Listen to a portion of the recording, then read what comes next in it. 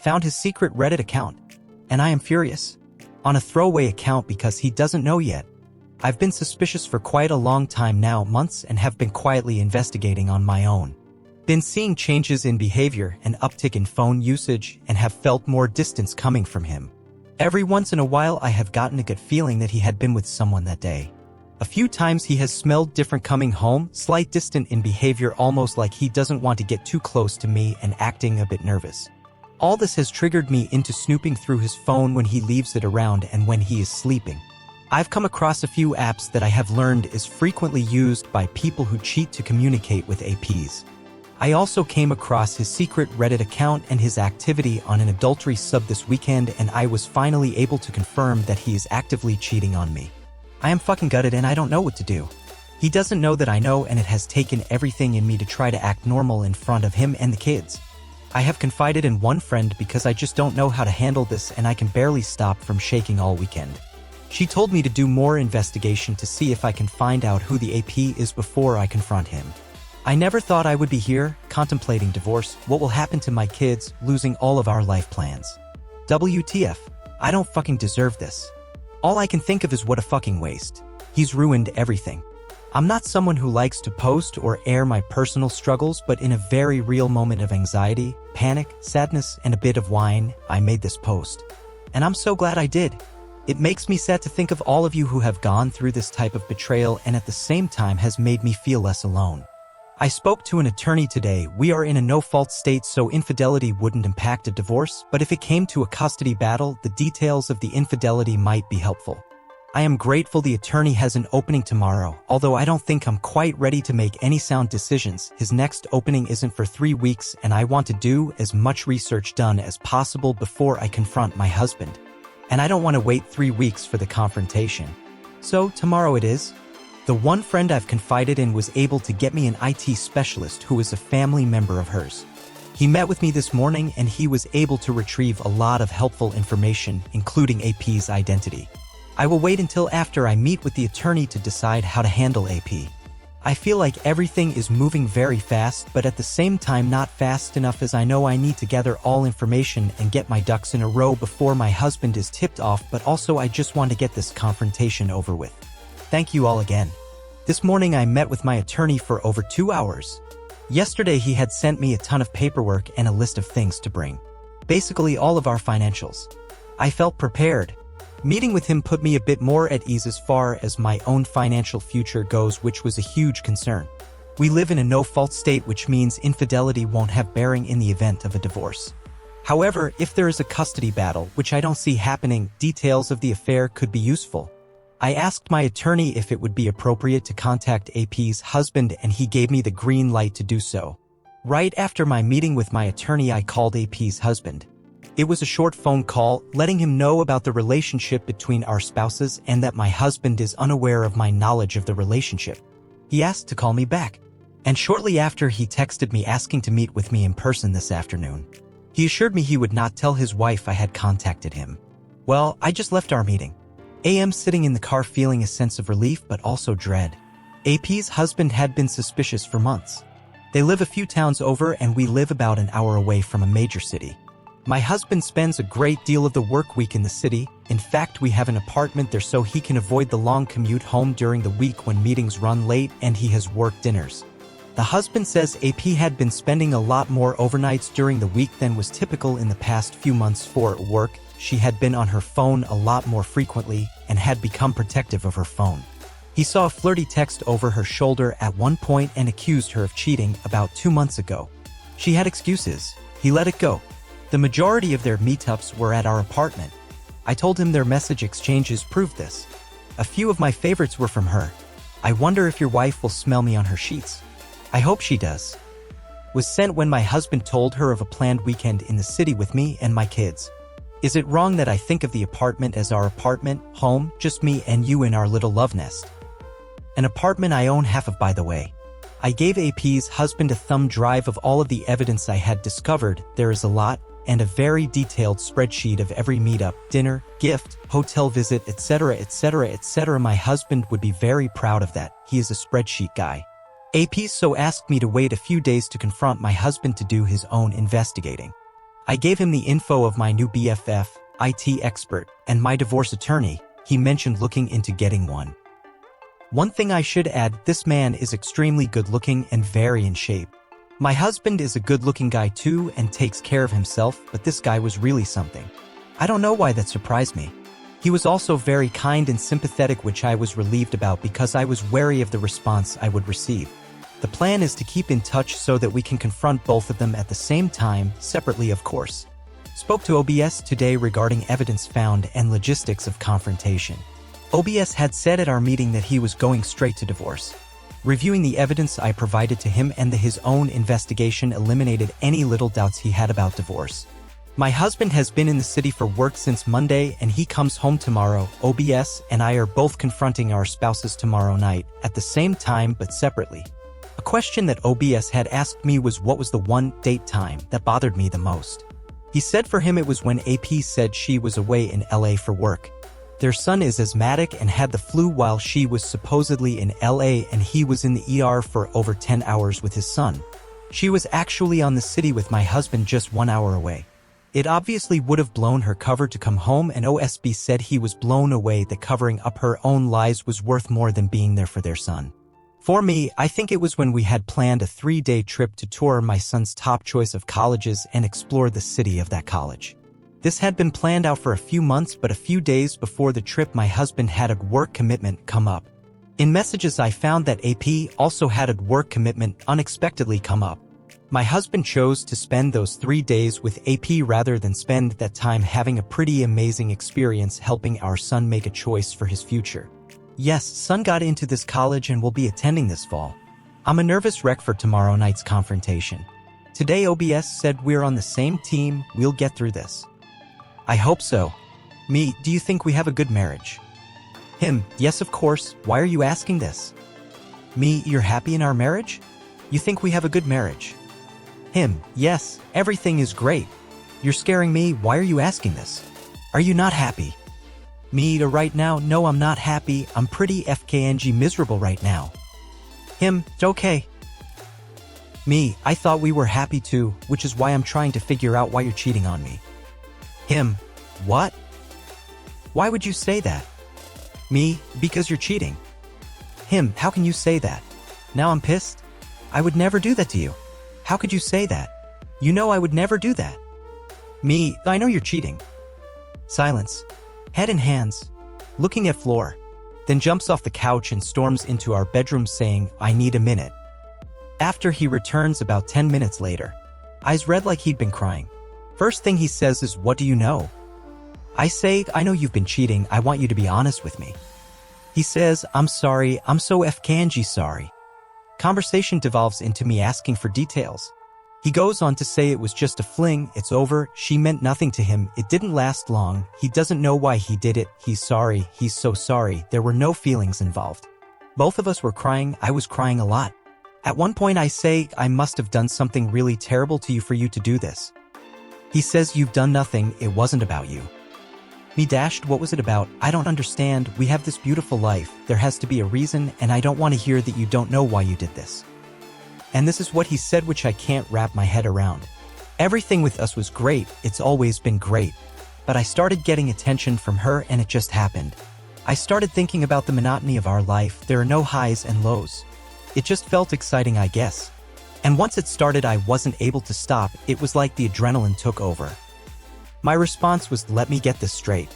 You started FKNG someone else, sneaking around, lying, blew up our entire life because we were too happy.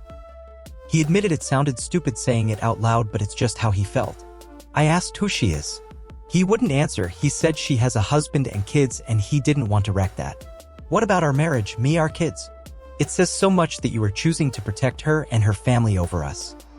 He said it's not like that. At this point I told him he had to leave, which he resisted at first, but I was literally breaking down and so upset, and I told him I couldn't be around him, so he packed up, coming to me every few minutes to check on me and say, I'm so sorry. My brother showed up as he was packing. I told him I already have a divorce attorney working on things, that he needed to get an attorney. This shocked him. You can't just decide on your own, we are done, we have to talk about this, we can work through this, there's the kids to think about. My only response was, seems to me you and AP's name already decided this for us. Don't worry, she's having just as shitty of a night as you are. This made my brothers laugh, and my SDBX looked surprised at the mention of AP's name. My oldest brother walked out with him and I saw them arguing out in the driveway, then he left. I spoke to OBS briefly last night and again this morning. This has gotten long, so I will do a short update in another update post maybe tomorrow. But as a mini update, AP is at a hotel RN. This morning we talked with the kids. Anonymous or not, I'm not going to get too detailed about the discussion to protect my kids' privacy. I feel it's unfair to dive too deeply here about their most vulnerable moments. Kids ages 14, 16, 17, almost 18. Beforehand, I had spoken to SDBX about this talk, telling him the information my therapist gave me on the healthiest way to approach it. I told him that he should be the one doing the talking because, well, we all know why. He did not want to have this talk, felt like it was too soon, and what if we work things out, it will just confuse them and get them upset for nothing. I then explained that one, they will know something is up because he will no longer be living with us. 2, the only thing to work out going further is a co-parenting plan. He tried to engage in a discussion about us. I declined the offer and kept it about the game plan of the conversation about the kids. Sat down with the kids when they came home from my sister's house. My SDBX started the discussion using the very vague explanation the therapist suggested. We are having problems, can't find a resolution to those problems, and think it's best for Dad to move out for a while so it doesn't affect the kids. There won't be a lot of difference in our home life since Dad spends much of the week in the city and Dad will be able to spend time with them on weekends. Silence from all 3 kids. Oldest, you're cheating on Mom, aren't you? Other 2 chime in, stop, he would never do that. Arguing amongst the 3 kids. SDBX says not one thing. Nothing. I asked them to calm down so we can talk. Oldest dashed, everything's been fine. We'd know if you've been not getting along. You're cheating, aren't you? It has to be that.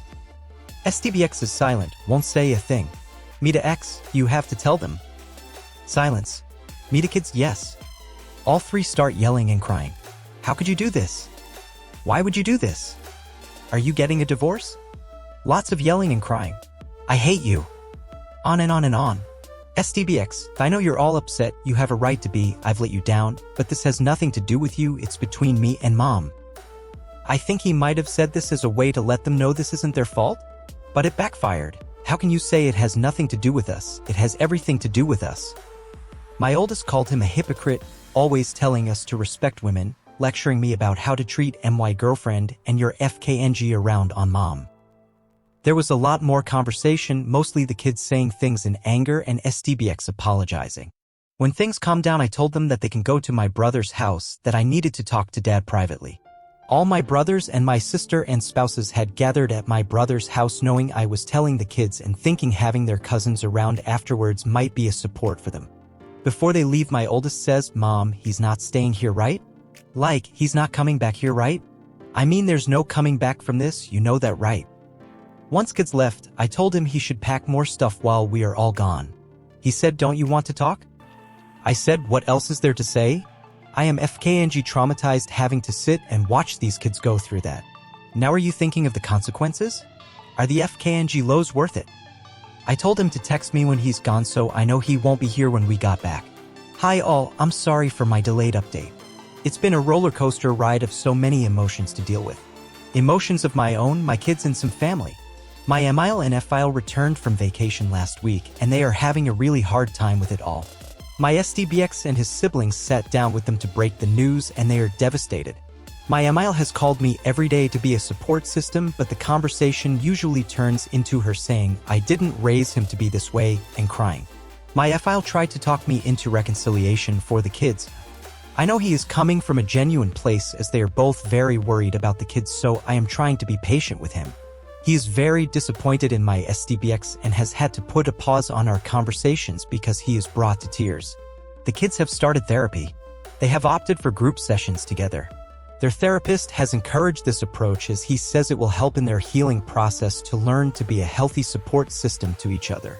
Reconciliation with their father will be a long process and might look differently to each of the kids. Group sessions will help each of them to accept each of their individual journey towards reconciliation with their father so it will not damage the sibling relationship. My SDBX and I had our first proper conversation about the affair and our separation/divorce. He still wants reconciliation, I do not. Something I asked him was, if roles were reversed, would you forgive me?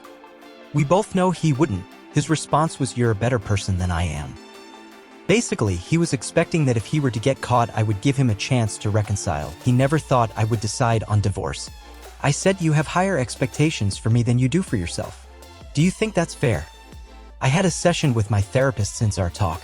Maybe some of you might have insight on this. My therapist said what my SDBX said is very common in WPs. They don't think the relationship will end without being given the opportunity for reconciliation. They feel entitled to reconciliation because they spent so much time using blaming their BS to excuse their infidelity. Has anyone else experienced this?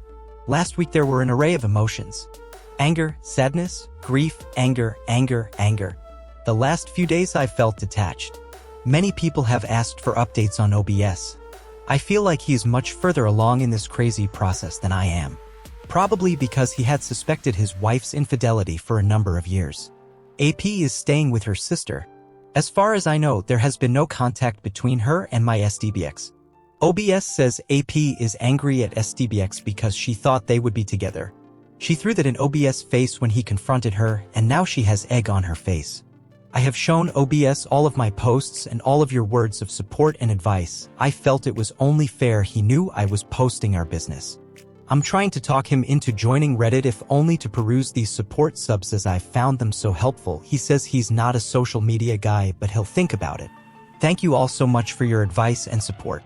I know I've been absent and so many of you have commented and sent me messages to check in on me.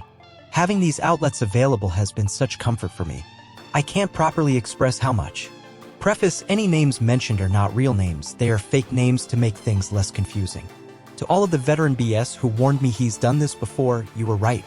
Very early this morning, I woke up to an IG message sent to me in the middle of the night. From AP, from a fake IGACCT, I have her blocked on all social media. Hi, it's AP, just so you know, I'm not the only one. Ask him about Megan. I've got a feeling he's been lying to both of us and felt you deserve to know. How nice of AP, after screwing my husband for 7 months, to suddenly think of my feelings. Screenshot it, didn't respond, blocked ACCT. Ironically, SDBX was stopping by at 9 a.m. as we had to go over financial information, go over our monthly budget, and him finding living arrangements locally. I call my sister, on the verge of a panic attack. Panicked, I just found this info and I'm going to see him in 2 hours. She calms me down, we try to brainstorm about who Meg can be. How to find out who she is. I sure as hell wasn't going to ask AP. My sister calms me down somewhat, tells me to confront him and record on my phone for evidence. Instead of this being a productive conversation about finances and future arrangements, it's D-Day 2. SDBX comes over with coffee and bagels. How nice. We sit down in the kitchen and I ask, so have you spoken to AP? He says he had her blocked on everything, but she was trying to contact him at work last week, and finally, on Friday, he had it out with her and told her to stop contacting him. I ask, how about Megan? He looks surprised. Huh. Megan, have you talked to her? He starts saying he doesn't know what I'm talking about, and I just say, you can't keep doing this to me, acting like I'm crazy. Please just tell me the truth. I'm having panic attacks. Can't sleep. Just please. I know, you know, I know. I need the truth.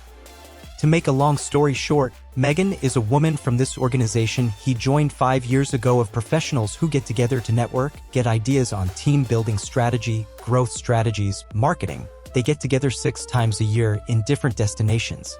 My take has always been it's a bunch of yuppies using business networking as an excuse to go on extravagant vacations every other month. Affair with Megan began June 2019 and ended April 2020. He claims it ended because he felt guilty, but I think it really ended because of the COVID shutdowns. Megan lives in a neighboring state but works in the city. At first he swore their hookups were only on these trips, but after some pushback from me he admitted they met in the city a few times. He said he's had no contact at all with her in over a year because she left the group. But wait, there's more. I asked him if there were any others, begged him, please, don't make me find out on my own, just tell me now, I can't do any more of these confrontations. He said there was one more AP. Almost 5 years ago, a few months after we bought the apartment. He dated Cindy for 3 months, they had sex only a few times and she ended it because Cindy didn't know STBX was married. She dumped him when she learned he was married. After I told him to leave, I call my sister. Fill her in, she asks if I'm going to tell Megan's husband. Yeah, duh. She says better do it soon before he warns her. Look her up on IG and FB, nothing. My sister is also checking, Megan must have blocked me because my sister found her right away. She found husband on IG, I couldn't, guess she blocked me there too. But I was able to find his work info and work email. So I send OBS Craig an email explaining everything. He calls me within 20 minutes of the email. Turns out he caught Megan sexting another member of that group last year, which is why she left the group. They've been in MC for a year, Craig said he knew in his gut there was more and she gaslit him for the last year. He asked for the recording I made of STBX admitting the details and we will be in touch. All of this happened before lunch. I am shocked, angry, het. I feel like I don't know this person anymore. I am the proud mama of a high school graduate as of this past weekend. This weekend, actually this last week, was full of lots of emotions. His prom was a few days before graduation too. I wish I could say I went into these special moments with a positive mindset, but I failed miserably, I fear. I think this was because when you get to these huge milestones, which aren't just milestones for your kids, but also for yourself and for your relationship, it also brings up memories of the past as well as all those plans or dreams for the future. And I've spent a lot of mind space questioning memories of the past as being valid or real because of STBXH betrayals as well as mourning those future plans and dreams. It's a sharing space at what should be a momentous occasion for our kids with the person who betrayed you. It's odd sitting next to your WS at your oldest kid's graduation, knowing without this cloud over us we would be high-fiving each other saying, we got one through HS, 2 more to go. Instead it was anxiety and silence. It was our 2 other kids opting to sit next to their cousins to avoid their father. It was both of our families getting together for the first time, who normally are pretty tight and friendly, be tense and awkward. I planned a huge barbecue for my son, lots of family and friends. Our immediate family know the reasons for our separation, our extended does not. So it felt like putting on a show in a way. The week leading into the party was a week filled with anxiety and racing thoughts. Like movies I can't stop playing in my head of the betrayals.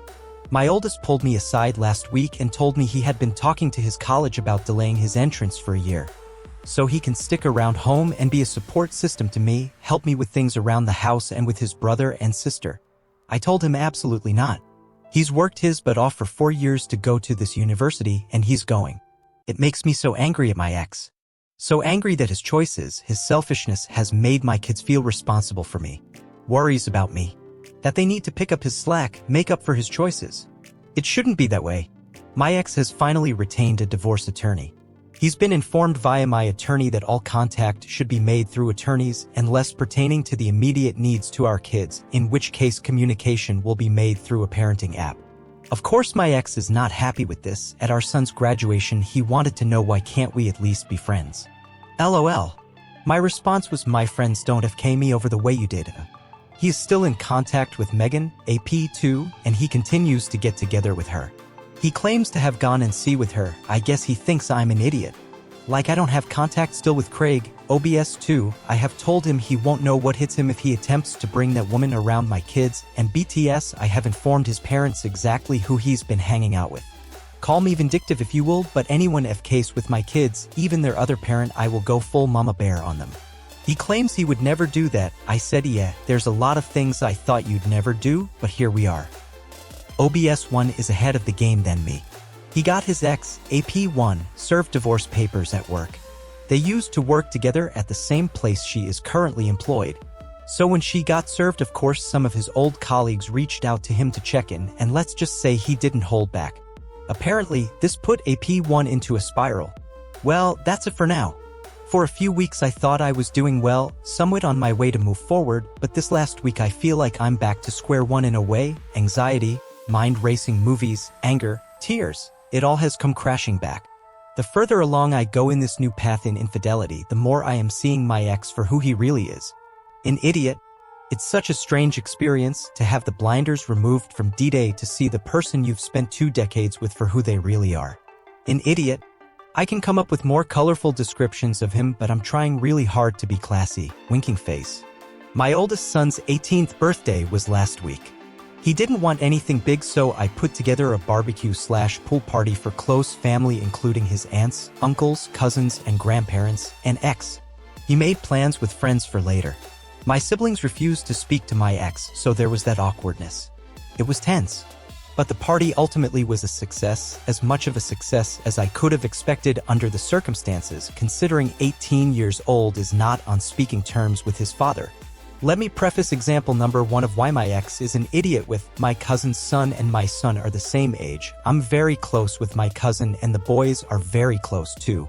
My cousin and his son are super into dirt biking. My son would love to be into it too, but it's the one sport I've said no to. However, since the boys turned 13, I've allowed my cousin to take my son with his son for a yearly camping/dirt biking trip every summer. They actually are planning to go next week. Anywho, to get to the point where my ex is an idiot, towards the end of the party, my ex presents my son his gift. A motorcycle. Yes, a motorcycle. Of course he bought one for himself as well. Son dash, I don't know what to say. Ex dash, I know you like dirt biking, so I thought this would be cool. Son dash, this isn't a dirt bike and I don't have a motorcycle license. Ex dash, we can get you one. Son dash, I am leaving the state for college in a month. What am I going to do with this? Ex dash, maybe you can bring it to school. Son, freshmen can't have cars on campus, and anyway, where would I keep it? My son might seem ungrateful here, but what happened next is he got really quiet and just walked away. This is not like him, he's a pleaser, very conflict avoidant. My ex was upset, asking WTF. My daughter, 16, much more combative than my son, says he knows you're trying to bribe him, dad. And she's right, this is what my ex does. Instead of doing what he needs to do to work on things, he will try to charm his way or bribe his way back into good graces with grand gestures. This time it backfired. Example number 2 of why my ex is an idiot. As he is leaving from the party, I remind him he should make his flight reservations for when we move my son into his dorm next month. He says, "Go, I forgot to tell you, I can't go, something came up." Apparently he is working on himself. He dropped therapy because it wasn't helping him and found a life coach instead. He booked a meditation retreat across the country for that week. I am proud of myself because I didn't say a word in response. My spidey senses were piqued. I had a gut feeling he was hiding something. He told me he was going on his own to work on himself, to really focus on himself. But gut feeling was telling me something, and I wasn't going to question him because I've been working real hard at maintaining very low contact. I called Craig, OBS2, the next day to check in. I asked him if Megan was going away next month. Surprise, surprise, she is going away on a week-long meditation retreat. My ex thinks I'm an idiot, but he's the real idiot. I don't understand how he can think he can ever rebuild a relationship with his kids if he doesn't put the work into it. If it was me, I would be doing everything I could to prove myself to my kids.